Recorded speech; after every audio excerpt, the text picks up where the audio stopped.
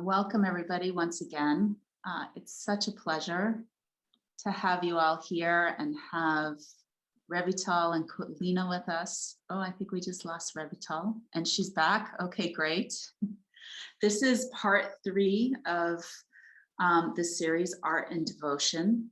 And today's conversation with Revital and Colleena. Excuse me, I'm just letting a few more people in. And it flips my screen around a little bit. So part 3 of our conversation is culture, history, and the contemporary Odissi dancer.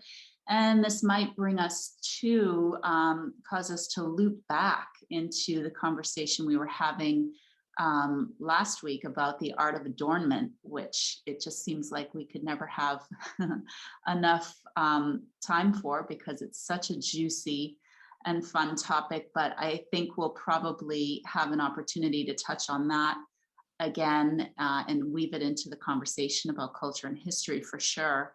Once again, please keep yourself on mute.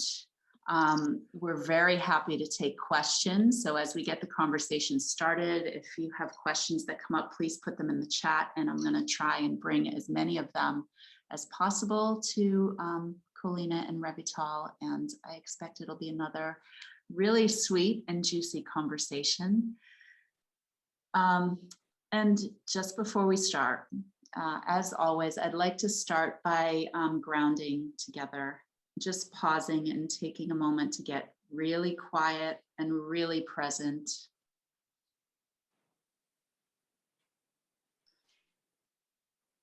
I'll invite everyone to close your eyes and be very quiet and present with yourself, sensing yourself, arranging yourself so that you will be very comfortable for the next hour or so.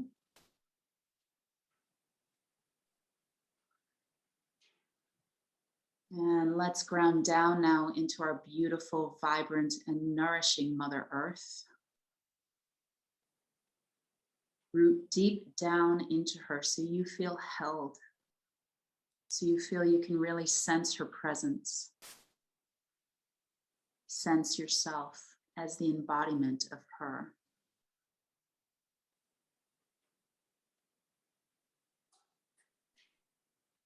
And let's bring our presence to the physicality of our being, the sensations, pulsations,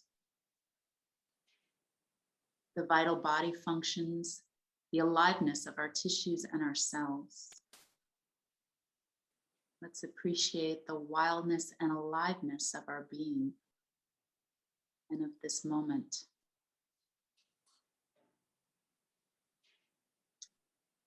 And let's bring our attention now to the space above us and around us. Let's imagine ourselves surrounded and protected by glorious honey gold light.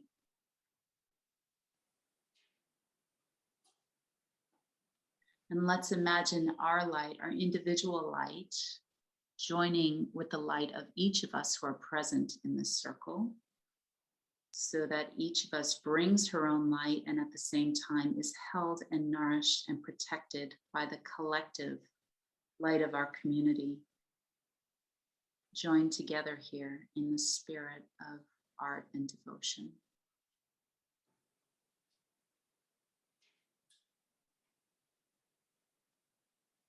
Great, take one more deep breath, grab your chai. Revital, Colleena, unmute yourselves. Please say hello, welcome. Thank you again for being here. Namaste. Namaste. Thank you for being here. And I wanted to say that I am tuning in today from my phone. So I hope that everything is going to go smoothly. It's just that I've never been on Zoom on my phone before. So please bear with me if I have some technical difficulties here. Yeah. All right, we'll hold the space for you and you have to log back on. Okay, so fantastic. Let's dive right in because we have another super juicy conversation planned. And I want to start us off with just a question about what you each personally appreciate and cherish most about the history, lineage, and cultural roots of Odissi dance. Revital, you want to take that one first? Sure, absolutely. Yes, my delight. So, if I have to choose one thing, that is definitely the center of my fascination is the temple culture. It's the ritual of this dance as a sacred offering and as a ritual practice that is refining our embodiment as a divine being, as a body, mind, spirit, as a being that can transmit the divine essence of flow to us. And I find that the culture of Orissa is indispensable to understand the culture, to dive into the culture, and to study the culture and immerse in it is what carries me, what holds me, and what enables me to clarify my spirit and sharpen my mind and soften my heart and awaken that energies, those energies within me, and connect me to the lineage and to the path and to the purpose of this dance form.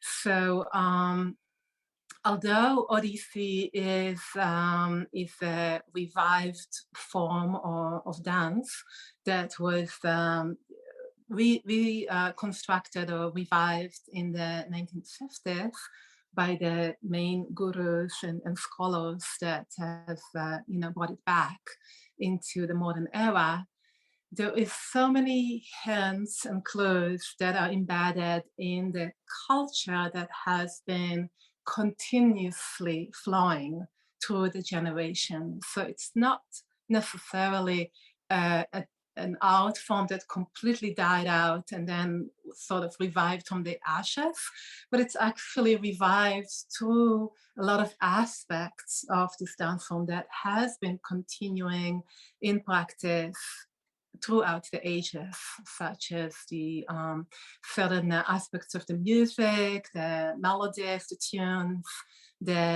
of course, the mythology, the philosophy, the rhythms, the rhythm patterns, the sculpture art, and the mantras, the yantras, the sacred formations that we see in a lot of the temples that still stand proud and erect in Orissa. And when we go into them and we see all these reminiscences of sacred dance worship that has been practiced, we see the formations that are embedded in the dance form, in the technique of this dance form. And so, in other words, stepping into the land of Orissa and understanding the culture and learning all this sort of complementary art forms that has been woven into the art of dance, we can see that life tradition that has been those threads that the gurus and the scholars have used in order to weave it back into that dazzling fabric that it is nowadays, and continuously to get woven with more strands of antiquity as well as of present time and into the future. This kind of magic carpet and dazzling sari, and whichever way you want to look at it, whichever facet of this diamond that you want to look through into the core. you see all these other facets are kind of reflecting back to you. And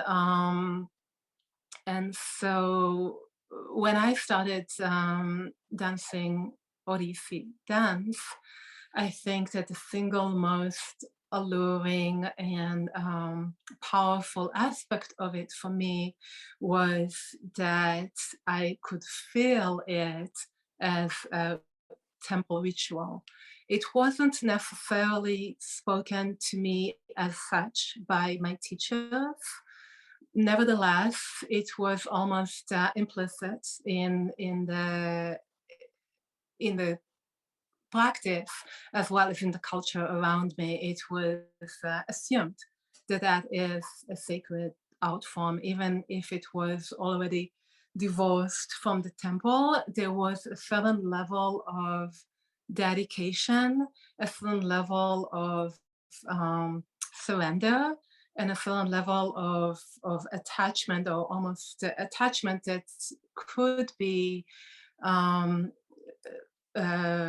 compared to marriage, to the dance form. It's almost like I felt like I had to marry myself to the dance form in order to have a glimpse, to have a chance at refining myself as a vessel to offer the sacred offering of divine presence channeling through me as I dance, as I meet my audience, which is not necessarily always there or assumed that it would be there, but that's certainly the goal. That's certainly the focus of the process of refinement. And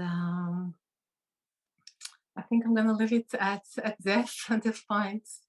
I have a little bit of a distraction here because I can't see myself on this video call, but I hope that you guys see me. You look beautiful. We see. I just, before I kind of begin to share some thoughts, when you were talking, Ravital, it's like so many little light bulbs went on. So if that happens to you, feel free to like bounce back from whatever I say, because it's a conversation. So as you were mentioning a couple points, I just got excited to respond to them. But my initial response to the question of what do I appreciate personally about the history and culture surrounding Odissi, and it's Jagannath. It's like Jagannath, that's the answer. Jagannath is the history, the present, and the future of Odissi for me. It's just all centered around him. So I want to maybe just kind of briefly describe what we're talking about for those who are maybe not initiated into the culture of Odissi. But Jagannath is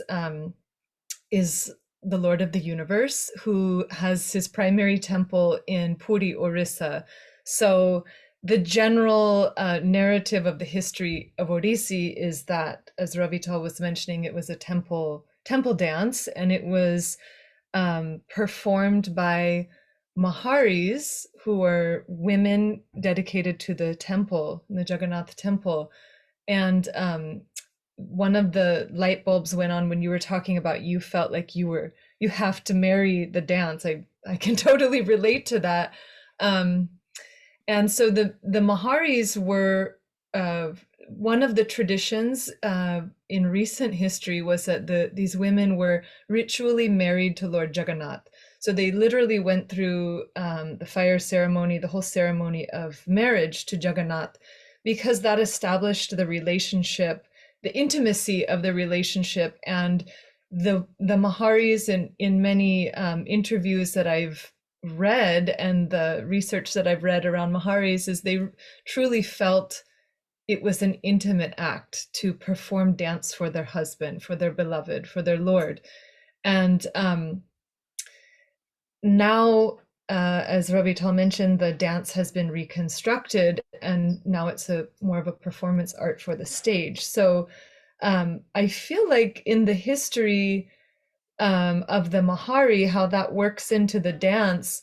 I was reflecting on it today, that it's almost like we're invoking this concept through talking about the Maharis. So, for example, Guru Kelucharan Mohapatra, who is the father, we can say, of the lineage that both Ravital and I study in, Guruji, it's known he used to always say this phrase that Odissi is Mahaprasad. And Mahaprasad is the food that is offered, an extraordinary food, which is offered in the Jagannath temple. And people come from far and wide to have a taste of this food because the blessing is absorbed through eating this delectable food. And so he kind of gives this analogy of Odissi being intricately, ritually prepared and cooked over a fire. And anyone who practices Odissi knows what that fire of discipline and sadhana and hard work, we truly feel like we're being cooked sometimes, right, in the Odissi practice. So it's a great analogy for the process of making Odissi. It's a slow cooked dish, and then it's offered to the Lord, and then everyone gets to eat it. And so Guruji, as far as I understand of just my years spent with his family and with his close disciples, Guruji really viewed the dance as something divine, as a divine offering, and often invoked the idea of the Mahari, because I think it's a concept that we can relate to, as you were mentioning about this marriage. So the details of that history and how the Maharis kind of work into the current practice of Odissi is quite complex, but I was just reflecting that maybe it's the idea of the Mahari that is invoked more than the literal movements and the literal interaction of the Mahari in the current practice of Odissi. But kind of going back to the just my response about the personally for me, what I cherish about the culture and history of Odissi as an Odissi practitioner, I sort of just want to acknowledge my position in this as a non-Odia person, someone who hasn't grown up in Orissa, practicing a dance form rooted in the soil of Orissa. When you come to a culture from the outside, just for the sake of short conversation, we'll just say from the outside, the feeling of entering into a history such as this is that you're kind of stepping back and looking at the whole history of Orissa and the whole history of dance, and then today what we see in Odissi. But my perspective has been from a distance, and then I narrow into certain points of history. And what I notice is that as a non-Odia, I might focus more on the ancient history that this dance draws from, whereas a dancer from Orissa might relate more to the dialogue of nationalism. So the reconstruction or the construction of a classical dance form that is Odissi was very much happening in a context of creating a national identity. And so Odissi has all of that, absolutely. But because I have this vantage point, I find myself often looking to the ancient history and really drawing a lot of like nutrients from that. I just really get a lot of context. I find a place where my roots can grow. So besides the Jagannath temple history and kind of using the Maharis as an example of how we marry the dance, there's also the text which we draw from, which to me, the Natya Shastra is like, I mean, it's just like a dose of vitamins. Every time I read and study the Natya Shastra, I'm just saturated in inspiration, and I just feel saturated in the mystery of this dance, because the Natya Shastra is an ancient text, probably the most ancient text in human history, where ideas on art, dance, and theater are written down. So not that theater didn't exist before this, but it's probably the first text in human history where it was really written down, and that commitment was there to pass it to future generations. So the Natya Shastra is our text which gives us both the philosophical understanding on the theory of art, as well as the head movements and the eye movements that we use in contemporary classical dance. So this text is a huge inspiration to me, and I'm deeply invested in studying it. And you know, the masters who I study this text with, they've dedicated their whole life to understanding these sutras, these verses. So the way we study ancient text and draw the source of our dance is that, you know, in ancient Sanskrit text, it's woven together in a sutra. So many ideas coming together. Each word in a verse is like one thread, one fiber of a thread that's woven together. And then thousands of years later, we open this book and we kind of start to peel it apart, and each fiber leads us into another direction. So Odissi deliberately used the Natya Shastra as well as other texts to in that recreation process as it became a classical dance. But that's a huge inspiration to me, because it's not that what is given in the Natya Shastra is fixed in stone. So it does give us physical techniques, and it says all the fingers together and bend the third finger, and this is how you get Tripataka. There's some tangibility to it, but it always leaves, every verse leaves an open door for us to explore and reinterpret. And this is such a valuable asset to constantly contemporizing this ancient wisdom. I just think it's like the regenerative nature of the Natya Shastra is just fantastic. It's constantly relevant.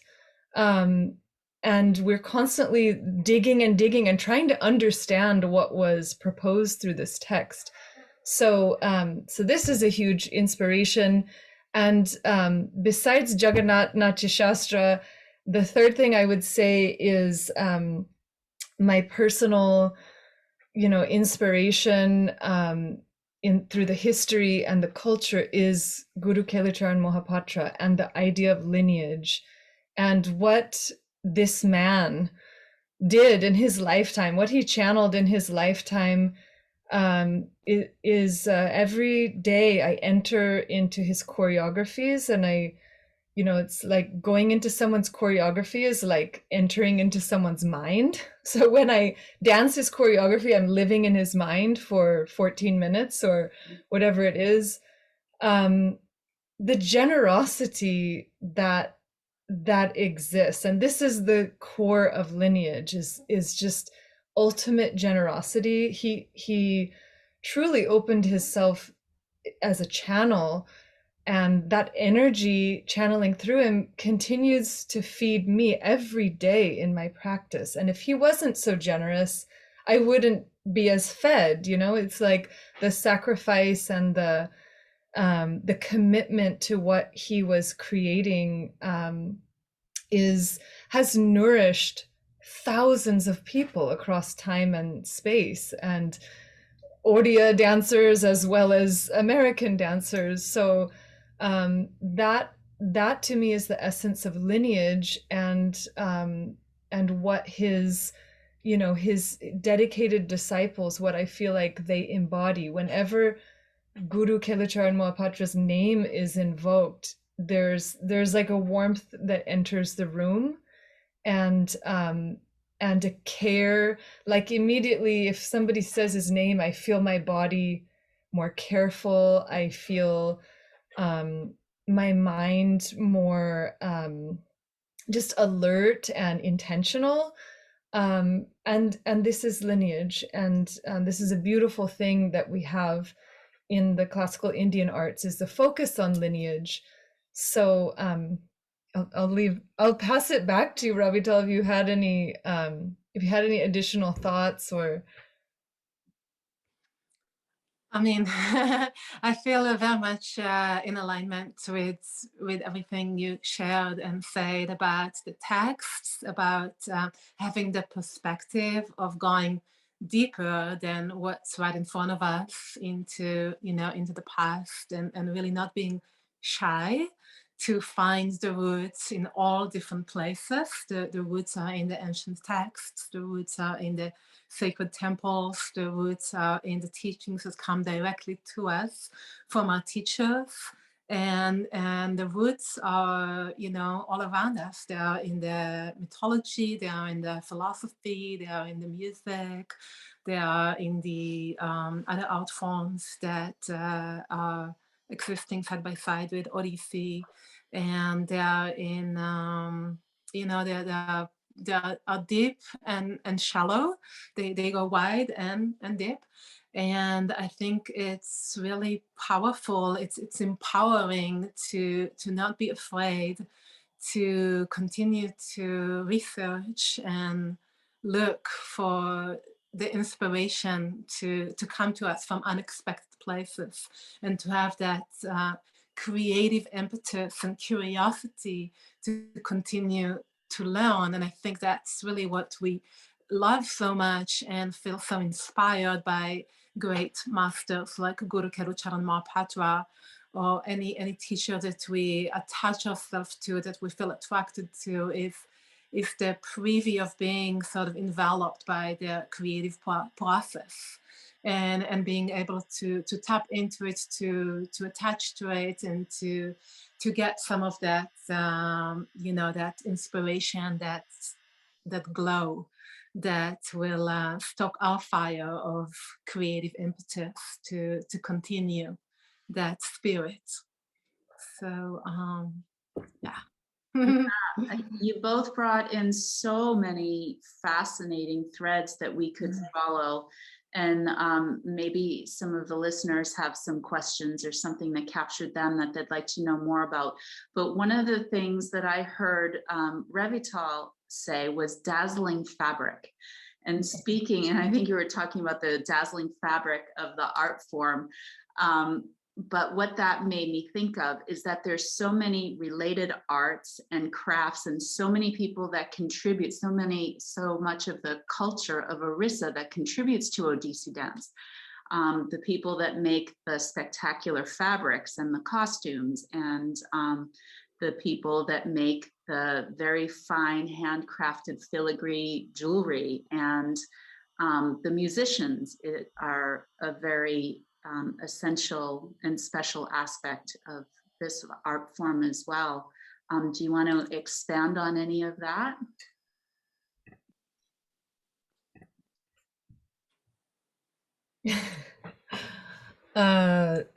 Can you just summarize you're talking about the fabric and specifically about fabric of Orissa, or what is the question? So yeah, I mean, again, we could go in so many directions. We could, start to talk a little more about culture and the art of adornment, but there are the craftsmen that are a very important part of the culture as well. The handcrafted arts that make Odissi costuming and jewelry, actually contributing to the art form itself. Yeah. Yeah, maybe I can say a few things, if you don't mind, Colleena, and you can kind of bounce me. So I'm just trying to find how to start, but I have a lot of thoughts, that I want to share about it. When we look back, for example, into the Natya Shastra or the Abhinaya Darpana or any of the ancient texts, there is a lot of different aspects of tradition, of art and culture and philosophy that sort of come together. And there is the astrology, there is the architecture, there is yantras and mantras and tantras and yoga. There's so much that goes into it, and the art of adornment is no exception. And so I think that it's very tangible and it's very beautiful and it's very powerful way of entering that sacred space. When we, for example, when we start practice, we always perform Bhumi Pranam. We usually invoke either Shiva Nataraj or Jagannath or both. We invoke some kind of a connection with the deities, with the realm of the gods, and then we also invoke our connection, or we attune and are expressing our gratitude to the earth, to the realm of the earth, and we're sort of inviting all the sacred elements and the realm of the divine to be present and to hold a sacred space for our art form to be expressed and cultivated. And so when we go into the stage, the same applies.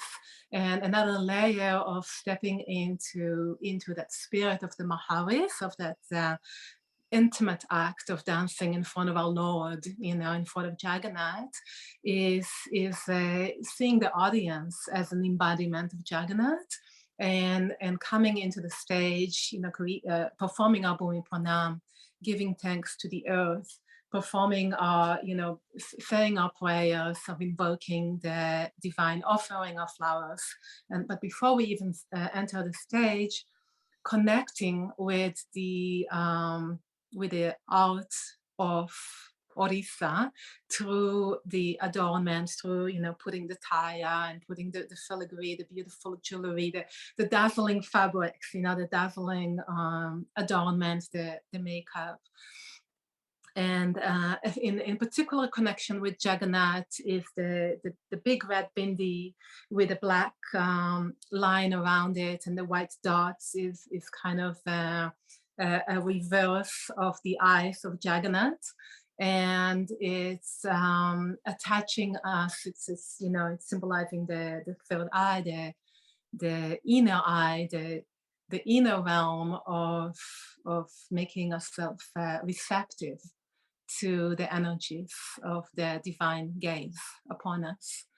So opening ourselves to Jagannath through that giant Jagannath bindi, and and taking the time to beautify ourselves, specifically with the saris. Colleena actually talked very beautifully about all these different aspects of the adornment from Orissa in our last talks. I don't want to go too much into it, but just to say that there is a very powerful conduction of energy, and also sort of the stepping into this mandala of art through adorning ourselves with a hand woven fabric, and the handmade jewelry, and the handmade taya, and the colors that signify the Jagannath culture, the tantric colors of Jagannath culture, and all of that is helping us to create a container, a sacred space that can usher us and focus our energy into what we're trying to do here, which we're trying to enter into the zone, into the bhav, into the flow of being a sacred dancer. So that is the container in a way. Thank you.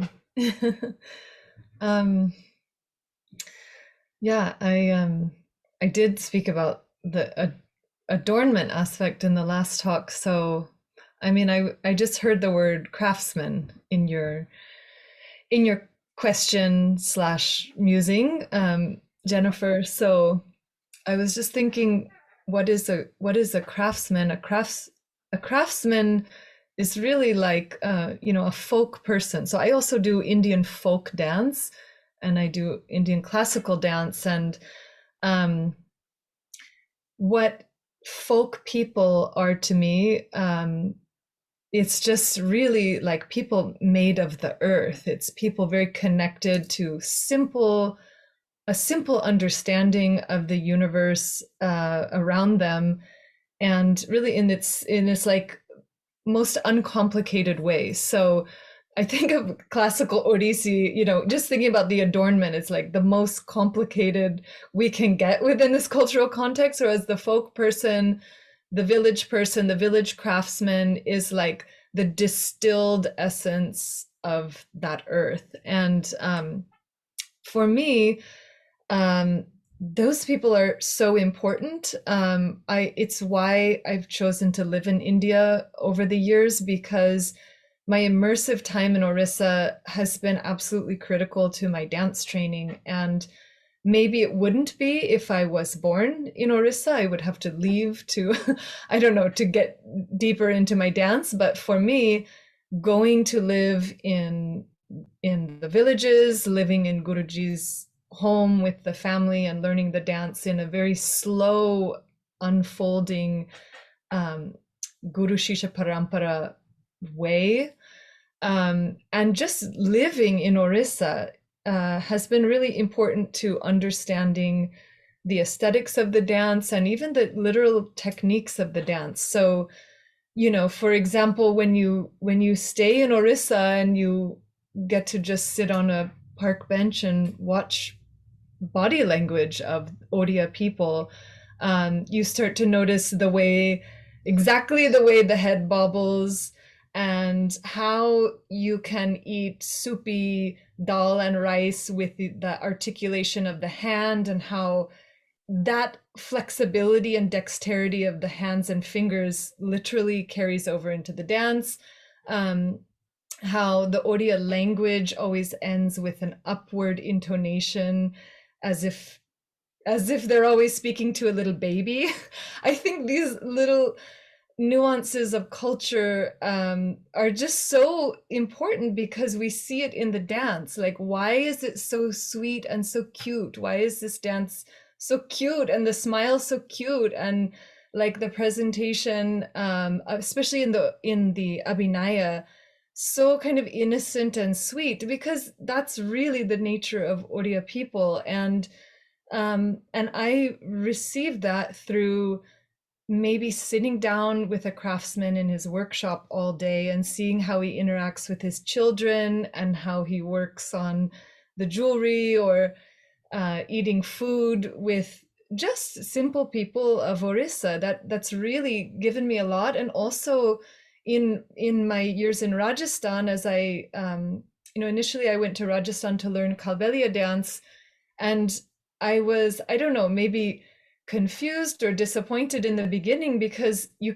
when I arrived there, you don't just learn Kalbelia dance. What I would have to do is just go and hang out in the Kalbelia encampment and kind of sit around waiting for some dance to happen. So it's not like there was a classroom and a schedule. It was just hanging out until dance happened. And I, for whatever reason, I was patient enough to do that. But it was the moments, like at a certain point, the Kalbelia dancers, being very folk people, they could not articulate, oh, this is Ala Padma Mudra, and then you do Pataka. They could not articulate what was required of the body, but I got to watch them make chapatis and carry water pots, and the way they tell jokes. And those are the things that were my aha moments in the dance learning process, was being able to get the dust of Rajasthan on my skin and let it kind of soak in. I really feel like there's an abstract immersive learning that I really thrive on, because it's that realm beyond words. So being a Westerner and, in a contemporary person, coming from this kind of contemporary education model, especially I've been told, I don't know if it's true, but I've been told that Americans really love to overanalyze things, like especially in a dance class, even more than Europeans and definitely more than Indians. So I think it's probably true because if you go to like a Pilates class in America, it's like so many instructions being shouted at you and like, and the alignment here and this, so many words. And then to learn Odissi and Orissa, there's just a mardala playing. You just have to figure it out. You just have to like feel what the bodies around you are doing. You just have to, I think Revital has mentioned before in the first talk about her experience, there's no mirrors in the dance classroom. There's very little vocal instruction. And that will frustrate a person just entering that world at the beginning, because you feel like, well, what am I supposed to do? I don't have time to just sit here and figure this out. But it occurred to me after a certain amount of time that you just have to live it, and you just have to learn to get that dal and rice into your mouth gracefully, and you just have to learn to do the transition from tripangi here to a choka there, just by being in that space, in that cultural space. So that's my response. Yeah, absolutely. I totally feel the same way, and it's very much reflective of my experience as well. And the roundness of Odissi, I started to see it in the landscape, in the certain softness and roundness to the landscape of Orissa, and the palm tree and the river banks. Everything is not very dramatic. It's pretty round and soft, and the handwriting, it's very round and soft, and like you say, the intonation, the way they speak, and it was very interesting to realize that so much of the teaching is really kind of all around, and not necessarily just in the classroom. So yeah. So interesting and so special. And there's a question here from Janice that I'd like to read to you. Janice said, I appreciated the idea that form may not have been taken from the Maharis, but rather the temple ritual relationship. Would you then say that the form was taken from Gautipua? What was Guru Kelucharan Mohapatra's primary inspiration in the classicalization of Odissi? So yeah, there's a couple of big ideas there, I think. Do you want to go first, Colleena? Okay. Thank you, Janice. Yeah, I'm today I'm really going through this idea about the Maharis not, maybe it's that the intention was not to literally copy the technique and the form and the detail of what the Maharis were doing at a certain point in history, but rather that relationship model of the marriage to Jagannath. And then I can't remember exactly how you phrased the relationship to Gotipoa, but just one of the musings running through my head when I'm thinking about this is also like the Gotipoa. So for those of you who are not familiar with the tradition, the Maharis were women dedicated in the temple to offer dance and music in the Jagannath temple. Specifically, we're talking about Jagannath temple in Orissa. So then at a certain point in history, we see a parallel tradition of young boys, usually pre-puberty, who dressed up as Maharis and kind of emulated their dance. And that in itself is an intricate history, which I don't feel qualified to speak as, you know, as an authority on. But one thing that just is kind of popping into my mind is this idea: the Gotipoas are in this space of they're not really women and they're not really men, and so when I think about the Vaishnav context of the view of bhakti, the view, what is devotion? What does it mean to have a relationship with God? Bhakti is devotion. So if this dance, this practice is centered around devotion, that really throughout all of the philosophy which gives the life breath of these practices, in the philosophy, the soul, the spirit is not limited to female or male. It's not even limited to this body.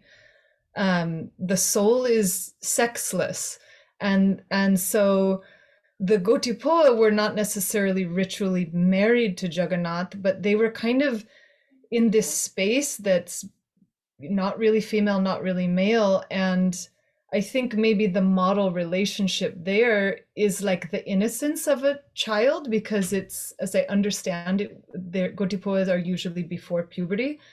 So the innocence of the child that's kind of sexless, having this relationship with Jagannath and being able to express that physically through the dance. What Guruji's main inspiration to create the dance, I don't know.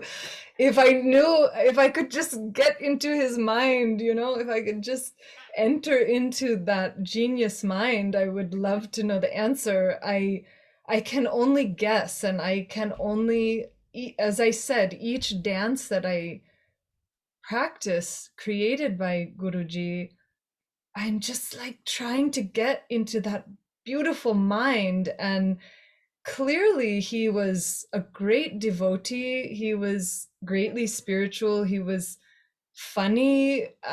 He was talented musically. His mind expanded in a musical way that is, I think all the threads that are alive in Odissi inspired him, as far as I understand. But truly, a central theme in his dance as a reconstructed dance. You know, he was drawing from history, he was living in the present, and he was thinking of the future. I feel that, like, why a devotional dance has a technique is because that's a gift that he gave us. He established, this is choka number 1. This is Viparita Mukha Padda. This is how we do a Brahmari.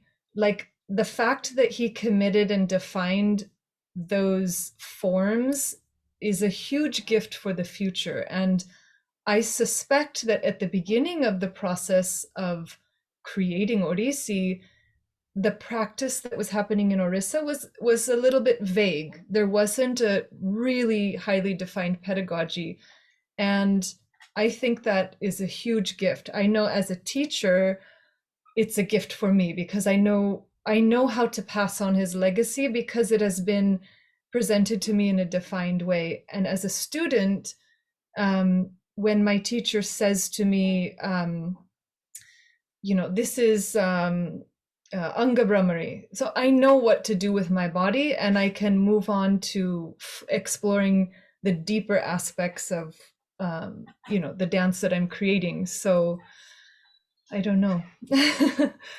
Yeah. It's also really, oh, sorry. Go ahead, Revital. Okay. Well, I just wanted to say in answer to Jenny's question, obviously I can't get into Guruji's mind and you know, say what was his inspiration, but by studying, you know, listening to the stories, to the many stories, to my teachers who were his direct disciples. I personally was not his direct disciple. I have never studied with him directly, but I've studied with some of his, whom I considered some of his greatest disciples and students who have become my teachers, and of course, I mean, I've read a lot of the history, and I talked to a lot of scholars and gurus in the Odissi community. And from my understanding, the form that we are working with is, well, the reconstruction of Odissi, first of all, didn't happen only by Guru Kerucharan Mahapatra. He worked closely with Pankaj Charan Das, with Mayuda Raut, with Devaprasad Das, and with a number of musicians and scholars. But together they tapped into the culture of Gotipur, which is really a folk art. It's not a classical art.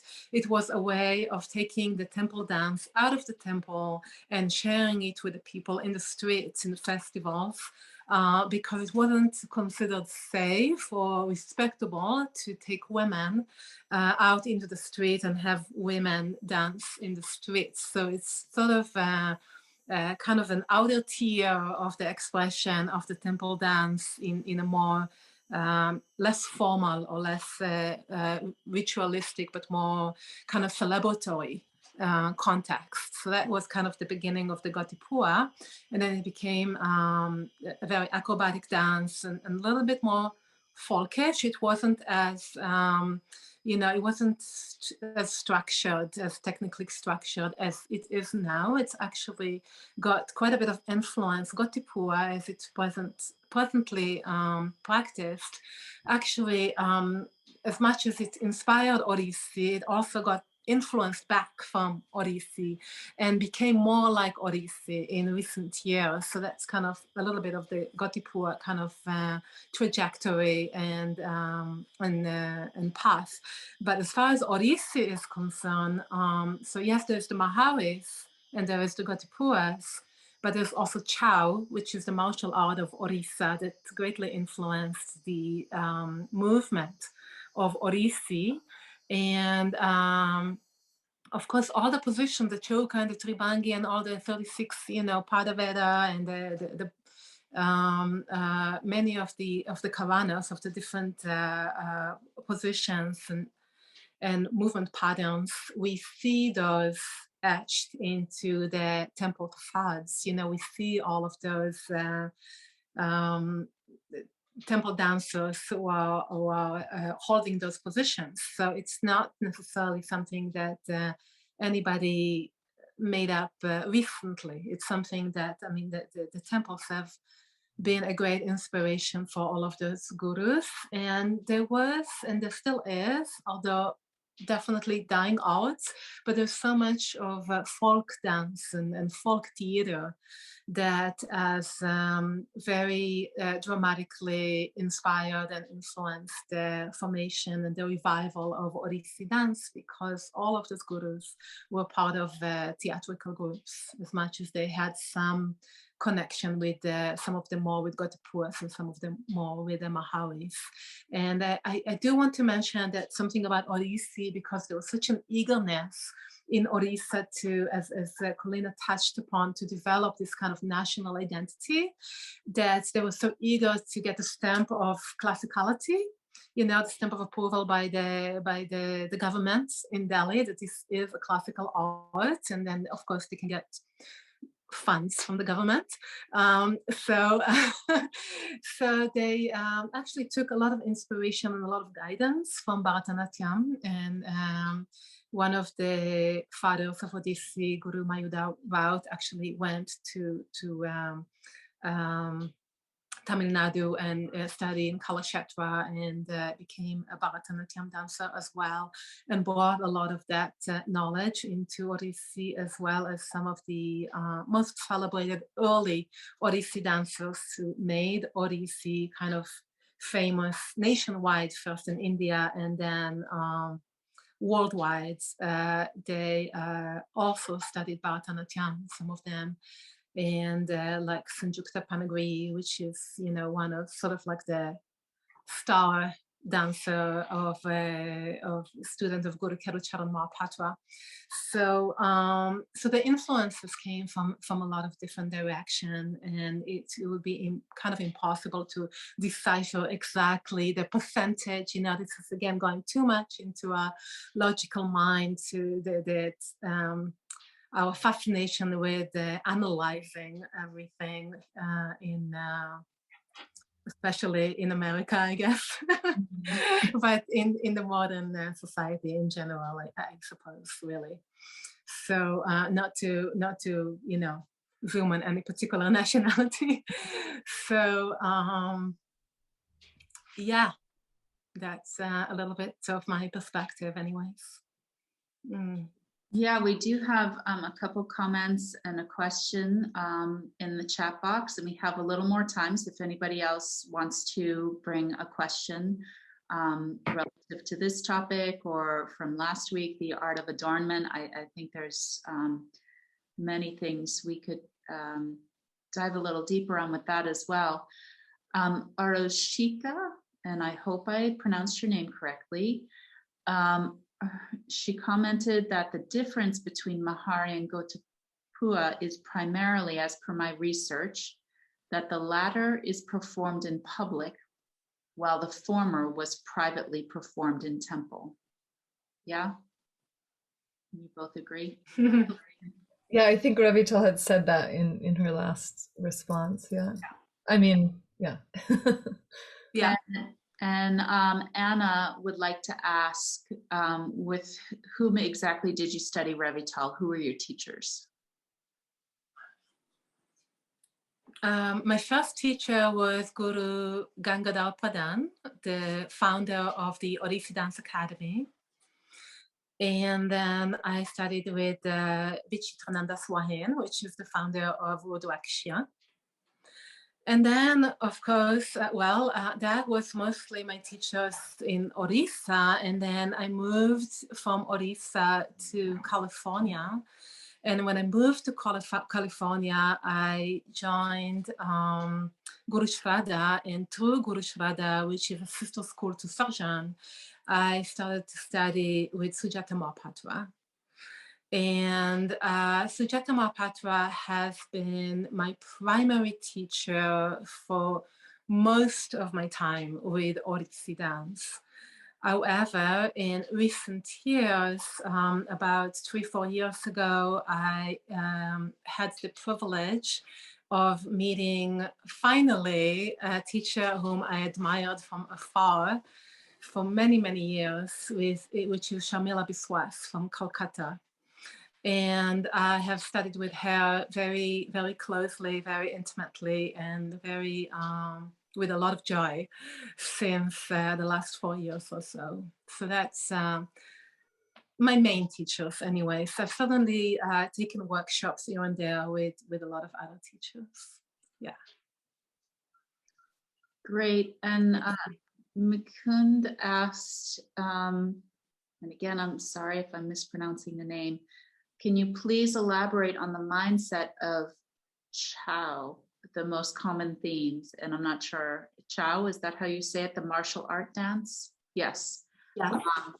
Can you elaborate on the mindset of Chow, or the most common themes associated with this art form? Unfortunately, I couldn't, because I'm not a disciple of Chow. Some of my teachers actually did have a workshop that I took with Ileana Chittavesti, with both an Odissi dancer and a Chow dancer, and I've learned some about Chow through her. Unfortunately, not enough to feel really confident to say too much of it, other than that it's a performative martial art. Okay, thank you. I would second that response. Unfortunately,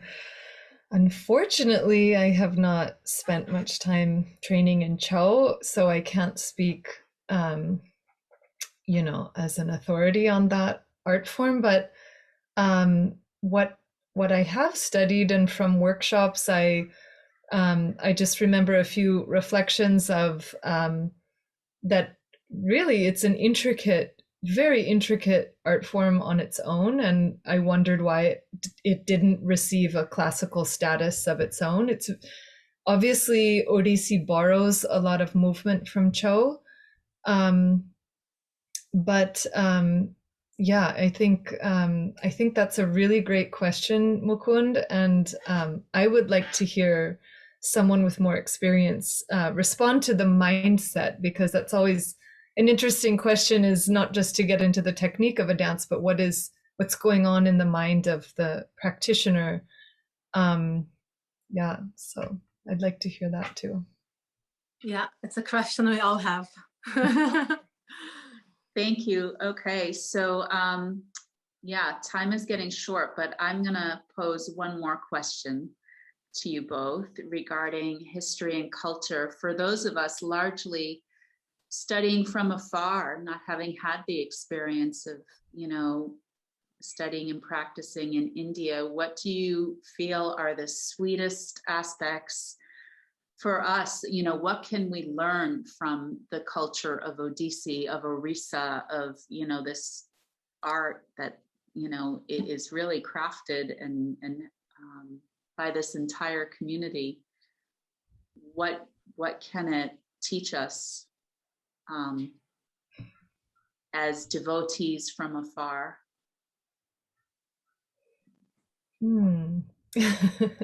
So what can Odia culture teach us surrounding the dance? Yeah. When I hear the phrase Odia culture, I just think sweetness, and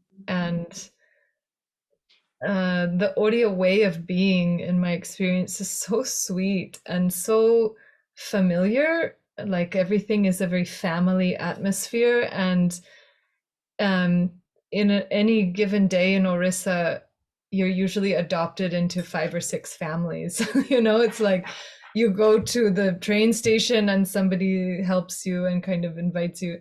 You go to eat in someone's home and you're kind of adopted. Everything is in this very family context, and I think that translates to the study of Odissi, because the classroom environment, as I've experienced it, is being in a family home. And with that, there's certain expectations and responsibilities, to respect elders or to participate in the chores or things like that. But there's another side of that is that there's just really sweet love. I've been to dance classes, I don't know, different styles, different countries, different approaches to dance, and it's maybe more anonymous, but the feeling, I like to really try to bring that feeling into the classroom, because it's something I've valued from my experience of learning in Orissa, is that the classroom is a family feeling. So that respect and that love is really present, and viewing each other as sisters and brothers and elders and youngers, and respecting that relationship, but also getting that that love from that. So when we feel in a loving environment, we open ourselves, and the relationship with teacher being very intimate, it's there's a formality to it, but there's also a deep personal connection. It's not just going to a classroom and taking a technique for yourself and then remarketing it or something in a commercial paradigm, which often happens in the dance world at large. But it's like joining into a family, and that's something very distinct in Odia culture, that feeds me, and I think is important for the student to understand, because teaching Odissi outside of Orissa or India in maybe a more commercial context, I think it might be hard for people to pick up on why at least in my classroom, how we behave in a certain way and how we try to maintain that feeling. Wow, what a beautiful answer. And I totally feel that warmth in both of your classrooms. Yeah, I'd love to hear what Revital has to say too. Yeah, absolutely second everything that Colleena said. That is definitely my experience and my value. And I feel like, you know, in my dance classes, it's not just dance. You know, you have to sort of there's a quality in the classroom in Orissa, as well as, you know, what I feel like it has been important for me to bring into everywhere I go, is that feeling of giving space for other form of expression and other ways of transmission to present themselves. So it's kind of staying out of the way and really allowing or trusting that the spirit and the intelligence of the dance is going to sort of be taught through me, and also will be received by the student in a lot of in sort of unknown or mysterious ways. And you know, when you ask the question of what is it about the culture of Orissa that is important for us, or that we think it's important for the process of studying Odissi, and what first come to mind for me is two words: is devotion and magic. Mm. And I feel like those are sort of present in everyday lives in Orissa, and is that acknowledgement that devotion and magic are part of everyday life that make them so. And that is something that has changed my world and changed my life, and was enabling me to sort of soften and round my edges, that I can really allow the sweetness, the juice, the rasa to penetrate and reveal some of what I have to share and express through the dance form. Mm. Mm. Really brilliant transmission. Thank you. One more question that maybe we can finish quickly. This one just popped up in the chat. Would you recommend a beginner get foundations in the West rather than in India, because of the difficulty in articulating the movement, and because of us, you know, maybe having some challenge with the style of movement, maybe not so naturally adaptable to the type of movement we practice in Odissi? What do you recommend for beginner? I think that there's not one answer for this question, because it really depends so much of where you are and who you resonate with, and what is your you know, your individual path. But I do want to say that from my perspective as a, you know, Western teacher who had taught Western students for the most part, that and have taken many of my students back to Orissa, and have done this, you know, sacred journeys into the roots of Odissi. The tantric roots of Odissi dance is what I've titled my my tours back to Orissa, where I take my students into all those sacred sites and beyond, and just kind of give them a full dose of Orissa in 2 weeks journeying through you know, history and through the landscape. What I found is that it actually can be counterproductive for some people to go to Orissa initially, or at any point really. I mean, I do see the value in it. I'm not telling anybody to not go to Orissa, but I also find that for most of my students, it has been more productive to study with somebody like myself, because I was able to sort of funnel down and sort of filter and translate the culture in a way that was more kind of bite size and in more easy for them to sort of assimilate and digest and process and get into their bodies. So I think sometimes the difference in culture can be so overwhelming, and the just kind of basic logistics of the conditions of living, for example, can be so different, and for some people that can be an obstacle. And so sometimes it can be a lot more productive to start a dance form where you live with whomever is around you that teaches it, and have, you know, that familiarity of your own culture that you can kind of come out of as you you connect with a new culture, and you know, take it one step at a time, so to speak. And at the same time, I do see a tremendous value in visiting Orissa to get that full hit, as I have, you know, encouraged and created a pathway for my students to do so.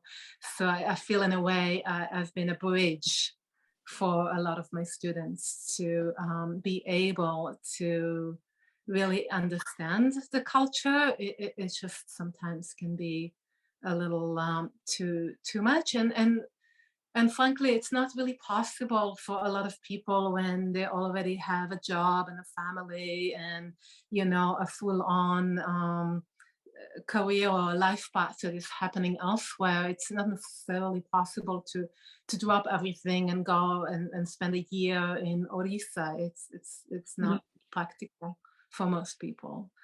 So, and it's not essential. I do not think it's essential at all. I think that we can absolutely learn so much about the depth of Odissi dance from wherever we are in the world, especially in this day and time with so much of this happening on, you know, video classes that we are all teaching nowadays. So that's what I have to say about this. Thank you, Revital. Colleena, can you add to that? Would you like to add to that? Sure, I'll just say a few things. Yeah, I don't want to, you know, just reiterate what Revital just said, but I was just thinking in response to this, I think the key point is what your goals are in the dance, why you're learning the dance, what aspects of the dance you connect with, will determine who you study from and where you study. But I would just say that there's not one way to learn dance. Different cultures present dance in very different ways.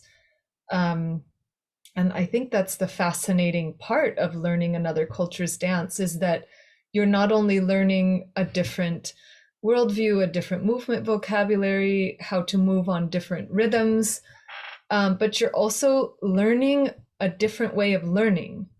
The transmission of dance might not always feel comfortable and familiar, and if that's problematic for you, then maybe going to Orissa is not the place to go. But I personally have really enjoyed that aspect of learning, that I think, you know, you walk into a classroom, you think dance should be presented in a certain way, progression should look a certain way, and it's just not the case. That's a cultural perception that you're bringing into the classroom.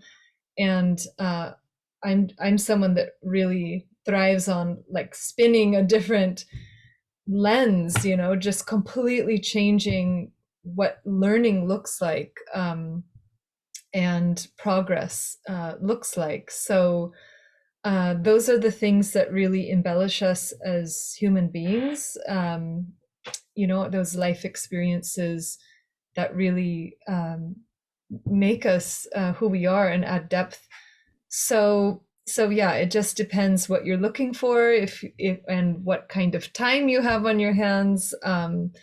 But I think just maybe take a moment. The advice would be just to take a moment and think about what your goals are in the dance, what you're able to give to the dance and to that process, and then just finding the teacher and the location that you resonate with. Yeah. So good. So good. Thank you. So I want to go ahead and wrap there, and thank you so much, Revital and Colleena, for this exquisite experience of, sharing so generously of your time and your passion and all of the skill and wisdom that you've distilled through this very special path that you've walked. I am very grateful, and from the comments that keep turning up in the chat box, I know that everybody that attended has taken something of value. So do either of you want to leave us with a few final comments?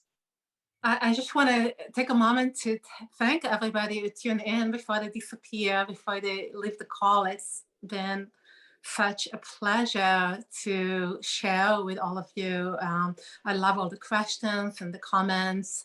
And even though, we are kind of behind the screen, I really do feel the energy, the connection, the interest, the resonance with all of you. And of course, I want to thank my dance sister, Colleena. It's such a dream come true to be able to have this semi-public conversation with you. We've had certainly some private conversations just this past year, and it's continuing to be such a delight to getting to know you and to share time and space and hopefully more dance with you. And yeah, I love it. Thank you so much. I just want to say thanks right back to you, Ravital. I just get so much inspiration from hearing your views and experiences, and it's just such a gift to find a sister to walk this path with, and all the sisters and brothers out there. It's true, we do feel the love and energy, and this is what dance. This is one takeaway from the year, or last almost 2 years, is that dance, I thought, was an isolated event, but now I realize it is the community. It's so much of it is the communal interaction and the shared interaction and the bouncing of thoughts and emotions and sensations off other bodies and other minds. And so thank you, everyone, for participating and bringing your energy and your questions. And thank you, Jennifer, for initiating this. It's been very rich. So yeah, thank you. My pleasure. Yeah. I just want to say that, apart from learning from my teachers and from the culture and from the scriptures, I learned so much from my students, and I find so much inspiration and muse and joy in teaching. And I want to thank you, Jan, for being such an exemplary student and for dreaming and initiating this. Thank you. My pleasure, my absolute pleasure. Yeah, there's a lot of nice comments coming in the chat box. So check those out before you go. If anybody wants to unmute themselves and say goodbye before you go, please do. Thank you. It's a pleasure to have everybody here. Laura Shannon wrote, "This has been a really beautiful time with two masters of the dance. So much wisdom. Thank you, Colleena and Revital. Thank you, Jennifer, for holding space with your deep understanding and your respectful and insightful questions. Jamila, thank you so much. It was so interesting. I've learned a lot. Thank you. Beautiful series, gratitude." That's from Tamara. I would love to have copies. I mean, Jen, I don't know if you can save those and share it with us later. That would be really lovely. Yeah, I think there's a way to do that. I'm going to try because there's some really sweet things coming through. Thank you so much, everybody. See you next time. See you on the path. I hope we can all dance together very soon. Once again.